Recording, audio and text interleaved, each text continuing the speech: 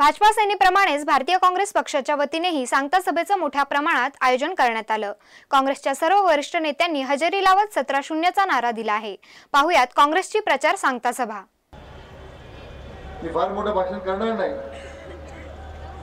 आज व्यासपीठावर आपण पाहिलं डाव्या बाजूला आज 26/11चा 8वा वर्धापन दिन आहे। आपल्या शहीदांचा स्मृती दिन आहे। ज्यांनी 26/11च्या मुंबई हल्ल्यामध्ये हुतात्मा पत्करलं ते आमचे हेमंत करजी होते, अशोक कामतेजी होते, दिलीप साळसकर होते। आमचे जवान शहीद झालेत। आज त्या घटना आपल्या डोळ्यासमोर ताज्या आहेत।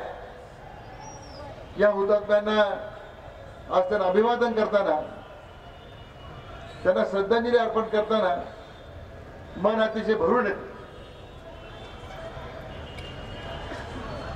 आणि म्हणून आज त्यांच्या प्रती सद्भावना व्यक्त करताना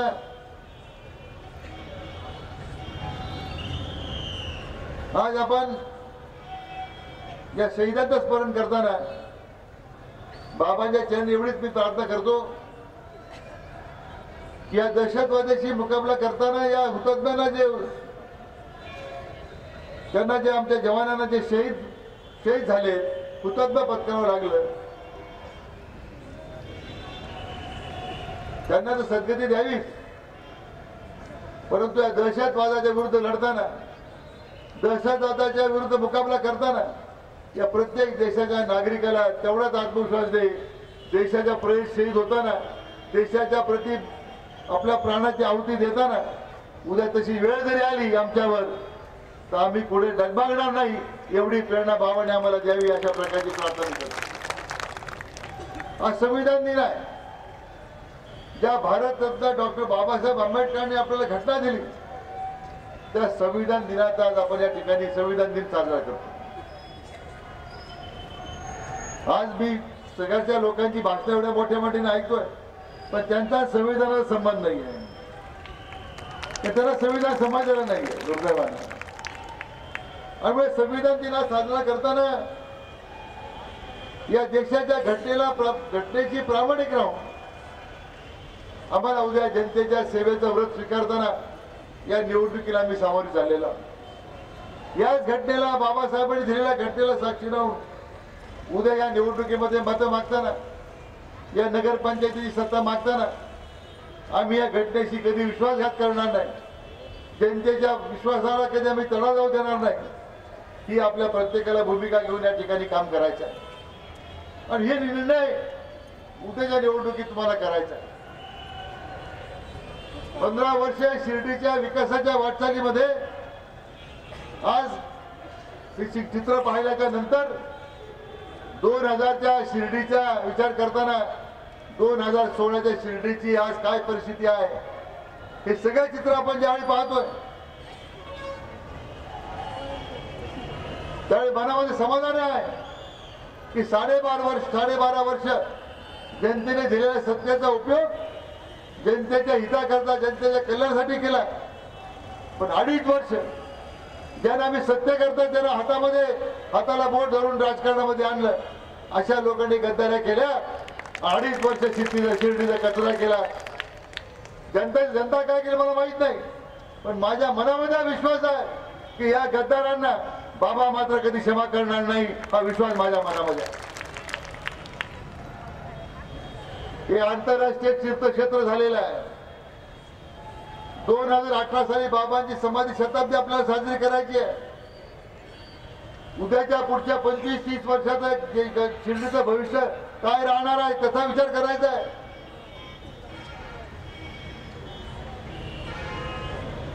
तरुणांकरता रोजगार निर्माण करायचा आहे। फेरीवाल्यांकरता नवीन भविष्य द्यायचं आहे। हॉकरचं निर्माण करून हक्काडीवाल्यांना त्यांचा जीवनोपजीविकेचं साधन निर्माण करायचं आहे। आमचे कॉलेजवाले मुलं वन भटकतात, भक्तभागा पळत राहतात। त्यांना आता कॉलेजवाला म्हणण्यापेक्षा त्यांना स्थायी सेवकाचा दर्जा देऊन त्याला नगरपालिकेच्या वतीने संपूर्ण संरक्षण देण्याची हमी आपण त्या ठिकाणी देणार आहोत. त्याचा विमा उतरावा लागेल, त्यांना रोजगाराचं संरक्षण द्यावं लागेल, स्वाभिमानाला त्यांना जगण्याचं साधन द्यावं लागेल. आणि या गावामध्ये दंडशाही, झुंडशाही, दडपशाही, गुंडगिरी करणाऱ्यांच्या बाबतीमध्ये मी तुम्हाला खात्री देतो, यापूर्वी गुंडांचा बंदोबस्त केला, पण 2.5 वर्षामध्ये पुन्हा गुंडाच्या ताब्यात सत्ता गेली.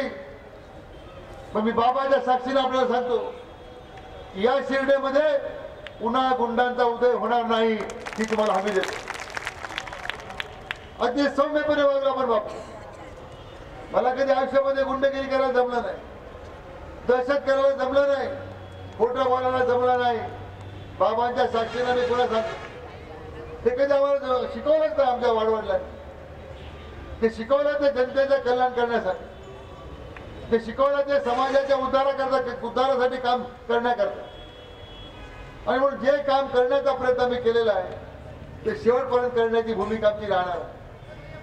आज शिर्डीमध्ये मधल्या काळामध्ये जातीय स्वलोकाचा प्रश्न निर्माण झाला, जातीय दंगा भडकला. शिर्डीमध्ये आल्यानंतर शेवटी आमच्या काही मित्रांना बापूंनी ज्याचा उल्लेख केला, कमलाकर लपून बसावं लागलं, मला शेवटी हमी घ्यावं लागली, मला लोकांना आश्वासन करावं लागलं. तेव्हा पुढे शिर्डीची दंगल शमली, लोकांना सुरक्षितता मिळाली. अशी भाषण करतात लोक. मी खऱ्यांचं नाव घेऊन त्याला मला मोठेपण द्यायचं नव्हतं, पण करणार काय. हा बिजू हॉटेलवाले को हफ्ते गोळा कर, रिक्षावाले को हफ्ते गोळा कर. याला मी म्हटलं तू असं काय वागतो बाबा तू. ज्यांना राजकारणात आणलं, ज्यांना चांगलं आयुष्य देण्याचा प्रयत्न केला, पण शेवटी वळसाचं पाणी वळसावर वळणावर जाणार आहे. यांचं आयुष्य हप्ते घेण्यामध्ये गेलेले, ते हप्ते घेतल्याशिवाय जगू शकत नाही. ते बरं झाले एकदा ते गेले. अशा प्रकारचं आता एक वातावरण या गावामध्ये तयार झालेलं आहे. म्हणून दुःख होतं. हा शिवाजी ही जमीन सगळी आरक्षित केली होती हॉटेलची, तरी सांगा बाबा साक्षी, मी सांगतो साईबाबाला करून कुटुंबाला पाय पडले. विलासराव देशमुखाकडे गेला मी कैलासवासी, माझा कार्यकर्ता म्हटला. तर या शिर्डीच्या मध्ये बैठक झाली. राज्याचे आता निवृत्त झालेले पोलीस महासंचालक दयाल आणि त्यावेळी ते श्रीनिवासन राज्याचे मुख्य सचिव होते. ते म्हटले या जागेमध्ये जर कुठलं बांधकाम झालं तर मंदिराला धोका होईल. मी त्यांना प्रश्न विचारला, या मंदिरात खेळून जेवढे इमारती आहेत इथून धोका नाही होणार तुम्हाला, आणि त्याला पण धोका होणार. शेवटी विलासराव नगर घातली बापू आपण. आणि आमच्या या शिवाजीचा एवढा उद्धार केला, तो उद्या आमचा उद्धार केल्याची मला कल्पना नव्हती. पण शेवटी आता हे प्रायश्चित आता त्यांना करावं लागेल. म्हणून म्हटलं की तुम्ही क्षमा कराल मला माहित नाही, पण बाबा मात्र याला क्षमा करणार नाही. मी जे म्हटलं ते कारण आहे की प्रत्येकाला हाताला धरून उभं केलंय, नवीन आयुष्य दिलं. कमलाकर असेल, शिवाजी असेल, विजू असेल, त्याची मंडळी असेल,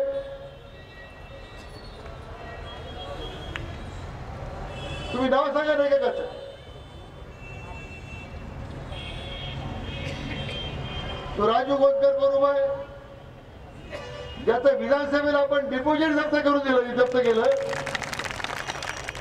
त्याला डिपॉझिट राखता आलं नाही. तो आता शिर्डीच्या विकासाच्या गप्पा मारणार. ते दुर्दैवाने बोलायला लागलं मला, बाबाची क्षमा मागून. की मला खरं कोणाचं वाईट कधी मी चिंतित नाही, पण ज्यांना त्यांचं आयुष्य घडवलं, ज्यांना पाय उभा केलं, ज्यांना नवीन आयुष्य, त्यांना आपण हे सगळं शिर्डीचं वैभव दाखवलं. आज हीच माणसं आज शिर्डीच्या मुळावर उठलेली आहे. काय त्यांच्याकडून अपेक्षा करायची आपण. आपण आज संविधान दिवस साजरा करतो, कुठलं संविधान हे पाळणार आहे. प्रत्येक दिवशी येणार नगरपालिकेतल्या माणसावर हप्तेच घेणार असाल तुम्ही, कंत्राटदाराला मारून तुम्ही पैसेच गोळा करणार असाल, जातीयवादाचा बिजनेस करणार असाल. समाजात भांडण लावणार असाल, आज कोण सुरक्षित आहे? आणि मग हा जो 3-2-5चा खेळ आपण करतो, कधी तिकडे 7 निवडून आले, कधी इकडे 8 निवडून आले, हा जो बाजार झालेला आहे, यासाठी माझी शिर्डीकरांना नम्र विनंती आहे की आज जर शिर्डीचा बाजार थांबवायचा असेल, हे जे बाजार करू आहेत यांना कायमस्वरूपी हद्दपार करायचं असेल तर 17-0 हाच निकाल काँग्रेस राष्ट्रवादीच्या बाजूने आपल्याला द्यावा लागेल. आज समाधी शताब्दी वर्ष आले, 3200 कोटी रुपयाचा प्रस्ताव आपण तयार केला. पुढच्या 50 वर्षात शिर्डीचं स्वरूप काय राहणार आहे? पाणीपडा योजना वाढती वाढवावं लागणार आहे, शिर्डीला रिंग रोड करावा लागणार आहे.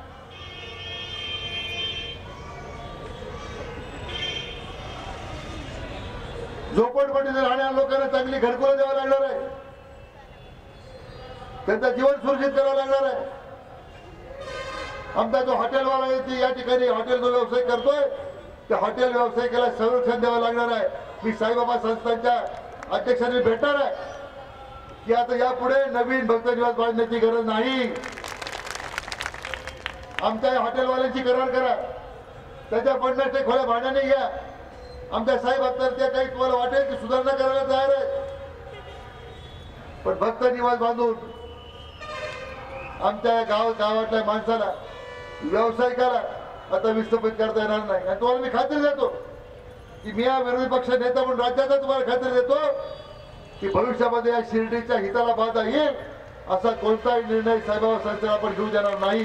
ही आम्ही या ठिकाणी हमी घ्यायला तयार. आज कोण विश्वास झालं, कोण अध्यक्ष झालं याला महत्व नाही आहे, पण होणारा अध्यक्ष, होणारा विश्वास या गावच्या विकासाचा विचार करणार आहे का? तुमच्या सगळ्यांच्या भविष्याचा विचार करणार आहे का? तुम्हाला चांगलं भविष्य देणार आहे का? आणि म्हणून तो निर्णय जे घेतील ते तुमच्या सगळ्यांच्या भविष्याचा विचार करण्यासाठी निर्णय करतील. अशा पद्धतीने आपल्याला दबाव त्यासाठी निर्माण करावा लागणार. आणि म्हणून ही निवडणूक त्यासाठी महत्वाची आहे की समाधी शताब्दी वर्ष जे आपलं होऊ घातलेलं आहे, आज लाखो भाविक, कोट्यावधी भाविक राज्यातले, देशातले, परदेशातले आज शिर्डीमध्ये येणार आहे. आज त्याच्या सुविधा, त्याला सुविधा निर्माण कराव्या लागतील. मला प्रश्न विचारायचा आहे शिर्डीकरांना, रेल्वे स्टेशन झालं, आहे यांचं कोणाचं योगदान? विमानतळ, आपण विमानतळ केलंय, आहे यांचं कोणाचं योगदान? शिर्डीचा बायपास तयार होतोय, आहे त्यांचं कोणाचं योगदान? निळवंडाची पाणी योजना 2 वर्षात पूर्ण करतोय आपण. 5% निळवंडाच्या बिगर सिंचनाच्या आरक्षणातून आपण निळवंड्याचं पाणी शिर्डीला दिलं, खास बाब म्हणून निर्णय घेतला, आहे यांचं योगदान कोणाचं? ज्या झपाट्याने तुमच्या गावाची लोकसंख्या वाढते, आज 26,000 मतदान आहे, 35,000 लोकसंख्या आहे. पुढच्या 5 वर्षामध्ये ती 50,000 होणार आहे. कुठून पाणी आणणार तुम्ही? कुठून सुविधा देणार लोकांना? हे अशी हत्याखोर तुम्हाला सवलत देणार आहे? कट्टे घेऊन फिरणारे तुमचं भविष्य निर्माण करणार आहे? येणार निळवंडे धरण कुठे तरी माहिती आहे का?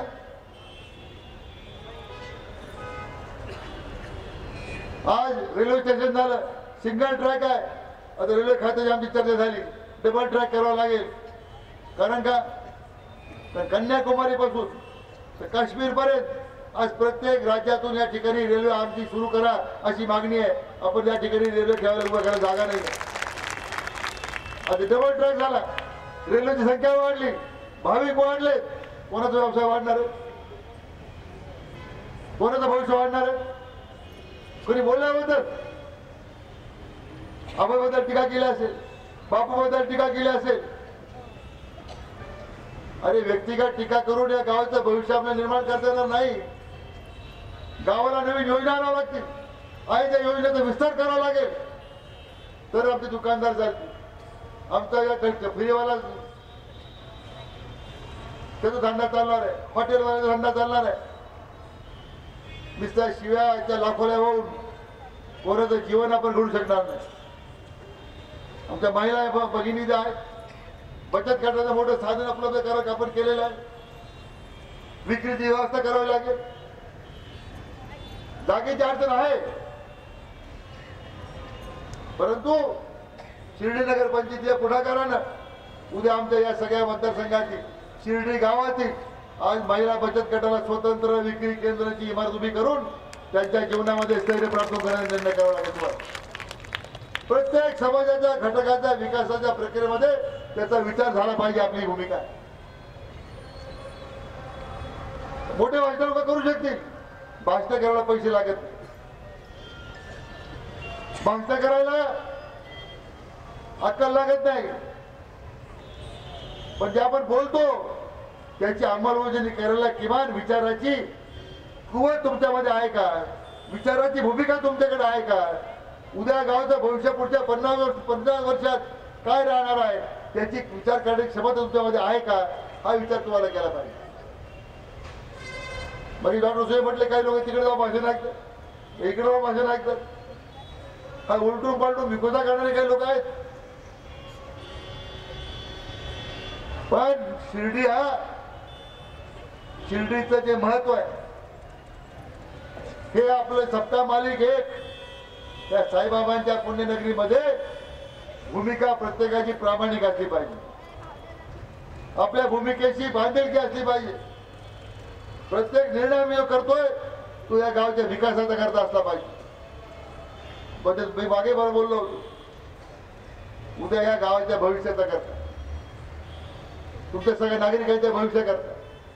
इथं प्रत्येक समाजाचा घटक राहतो, अल्पसंख्याक आहे, बहुसंख्याक आहे, ज्यांच्या हातावर पोट आहे, त्या प्रत्येकाचा विचार तुम्हाला आम्हाला सगळ्यांना करावा लागणार. आणि हा विचार जोपर्यंत आपण करत नाही तोपर्यंत न्यायाचे जे बाजार करू आहेत, दुसऱ्याच्या पैशावर ज्यांची नजर आहे, अशा हत्या करून लोकांकडून या शिर्डीची अधोगती होऊ शकेल, भविष्य तुम्हाला कधी मिळणार नाही मित्र. म्हणून मी आपला फार वेळ घेणार नाही. आज या संविधान निमित्तानं एकच मला आपल्याला सांगायचं आहे की संविधान दिवस खरं म्हणजे दरवर्षी आपण त्या संविधान दिनाच्या निमित्तानं आपण प्रास्ताविकेचं वाचन करतो. पण यावर्षी हे संविधान दिन यावर्षी असं आलेलं आहे की आज राज्यातील आणि देशातील सध्याची परिस्थिती लक्षात घेताना आपल्याला एक शपथ घेण्याची आता वेळ आलेली आहे. त्या भावना या शपथ रूपाने मी खरं आपल्याला पुढे मांडणार. आणि शपथ जर आपण या संविधान दिनाच्या निमित्तानं जर खऱ्या अर्थानं घेतली, मला वाटतं की शिर्डीचं भविष्य घडवण्याचं काम ही मंडळी या ठिकाणी बसलेली आहे हेच करू शकणार आहे. की संविधानाची शपथ घेऊन मी तुम्हाला या ठिकाणी सांगणार आहे. ज्यांना संविधानावर विश्वास नाही अशा लोकांच्या ताब्याचे गाव देऊन त्या गावची अधोगती आपल्याला करायची नाही. आणि म्हणून माझ्या भाषणाच्या सुरुवात शेवटी मी एक संविधानिक शपथ आपल्या सगळ्यांना देणार आहे.